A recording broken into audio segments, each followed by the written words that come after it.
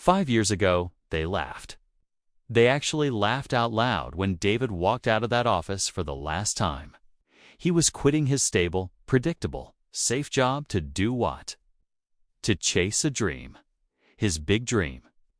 His colleagues, the same ones he'd shared coffee and project deadlines with, called him crazy. "You'll be back in 6 months, begging for your old desk." One of them smirked. His manager just shook his head, a look of pity on his face. What they didn't see was the fire in David's eyes. They couldn't feel the burning desire that had been growing inside him for years. The need to create, to build, to prove to himself that he was more than just a tiny cog in a corporate machine. This story isn't just about David. It's about anyone who has ever dared to be different. It's about that moment you choose the uncertain path over the crowded road. It's like a caterpillar. Imagine a group of caterpillars, all happily munching on leaves day in and day out. It's a good life, safe and predictable. Then, one caterpillar stops. It starts spinning a strange, silky structure around itself. The other caterpillars gather around, confused. "What are you doing? You'll miss out on all these delicious leaves." They mock it. They don't understand. They see it as an act of foolishness, a retreat from the world. They continue their lives, munching away, while the one brave caterpillar disappears into its cocoon. For a time, it seems like the mockers were right. The world moves on. But inside that cocoon, a transformation of unimaginable scale is taking place. For David, his first year was his cocoon. It was dark, it was lonely, and it was incredibly difficult. He poured every penny of his savings into his workshop. He worked 18-hour days, fueled by cheap coffee and sheer willpower. There were moments of crippling doubt. Late at night, surrounded by half-finished projects and mounting bills, the voices of his old colleagues echoed in his head. "You'll be back," they taunted. He'd look at his hands, covered in sawdust and small cuts, and wonder if he'd made a huge mistake. He saw his old friends on social media, getting promotions, buying new cars, going on fancy vacations. Meanwhile, he was eating instant noodles and reusing tea bags. The temptation to give up, to crawl back to that safe life, was immense. But then he would remember why he started. He would look at a piece of wood. He wasn't just building furniture. Every joint he perfected, every design he sketched, every piece he sold was a small victory against the chorus of doubt. His first few sales were to friends of friends. Then, a local boutique noticed his work. Slowly, painstakingly, word began to spread.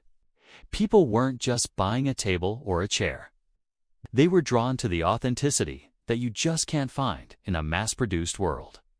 His brand, once just a dream sketched on a napkin, started to gain a reputation for quality and artistry. He wasn't just a guy in a garage anymore.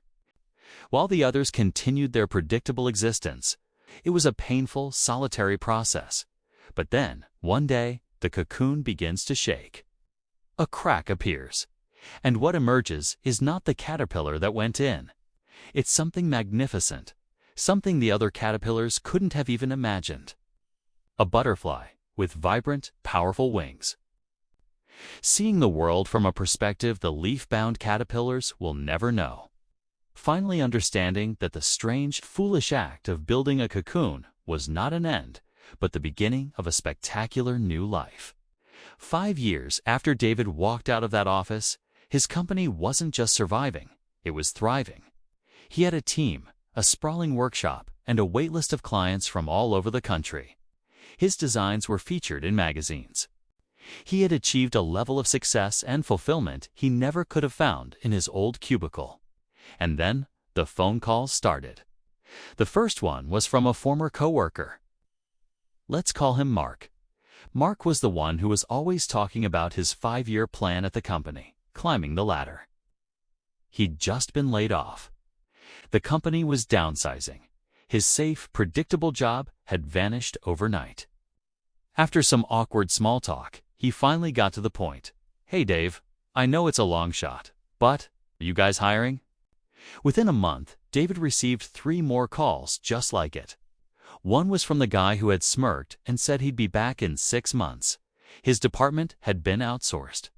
Another was from a woman who had pitied him.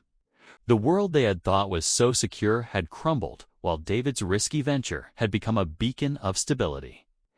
Not out of revenge, but because they were good at what they did, and he needed the help. But the irony was not lost on him.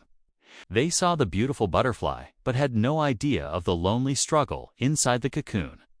And what about the ones who stayed? What about someone like Tom, who always played it safe? Tom never mocked David. He was just quiet, risk-averse. He got a few small raises, a slightly better title. But he's essentially in the same place, doing the same work. He's still that caterpillar, munching on the same leaf. He sees David's success and feels a mix of admiration and a deep, quiet regret for the chances he never took. He chose comfort over courage, and in doing so, he traded the possibility of flight for the certainty of the ground. This story teaches us a powerful lesson. Short-term ridicule is often the price of admission for long-term respect. The path to extraordinary results is almost never the path of least resistance. It requires you to endure misunderstanding. It requires you to look like a fool to people who value conformity. When you decide to build your cocoon, the world will question you. They will tempt you with the familiar comfort of the leaf. But the transformation you seek can only happen in the solitude of your own conviction. It's in that struggle, away from the crowd, that you build the wings you need to fly. The laughter will fade. The mockery will turn to admiration. And the secret is simple. You were brave enough to build when they were content to just eat. You chose to become a butterfly while they were happy being caterpillars. So, if you're on the verge of making a change, of chasing that thing that sets your soul on fire, and you hear the whispers and the laughter, just smile. See it as a sign that you're on the right track.